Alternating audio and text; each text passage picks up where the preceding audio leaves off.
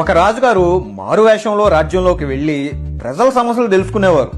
అలాగే ఒకరోజు రాజుగారు మారువేషంలో రాజ్యంలోకి వచ్చారు. ఒక వ్యక్తి రోడ్డు మీద చనిపోవడం చూసి చుట్టుపక్కల వాళ్ళతో ఏంటి చూస్తూ చూస్తూ ఈ మనిషిని ఎలా వదిలేశారు అని అడుగుతారు. అక్కడ ఉన్నవారు వీడు దరిద్రుడు, దుష్టుడు, అందుకే ఎవరు పట్టించుకోవట్లేదు. అది విన్న రాజుగారు ఆ శవాన్ని ఎత్తుకొని చనిపోయిన వ్యక్తి ఇంటికి తీసుకెళ్తారు. భార్య భర్త శవాన్ని చూసి ఏడుస్తుంది. నా భర్త గొప్పవాడు, చాలా మంచి మనిషి అని ఏడుస్తూ చెప్తుంది. రాజుగారికి ఏం అర్థం కాదు. ఏమమ్మా, బయట జనాలు నీ భర్తని తిట్టుకుంటున్నారు, నువ్వేమో ఇలా అంటున్నావు. అవునండి, అలాగే అంటారు. ఎందుకంటే నా భర్త రోజు ఊరి చివరిలో ఉన్న మందు షాపుకి వెళ్లి షాపులో ఉన్న మందు మొత్తం తీసుకొచ్చి కాలువలో వంపేసేవాడు.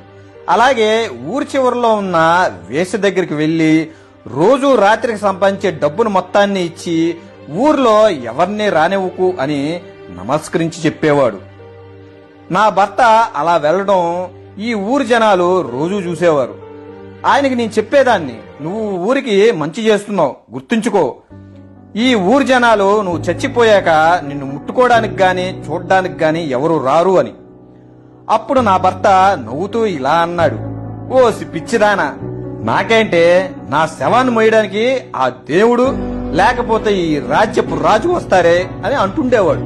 ఆ మాట వింటున్న రాజుగారు ఏడుస్తూ, నేనే ఈ రాజ్యానికి రాజునమ్మా, నీ భర్త దహన సంస్కారాలు గొప్పగా చేస్తాను అని శవాన్ని తన భుజం మీద వేసుకుని తీసుకువెళ్తాడు రాజుగారు.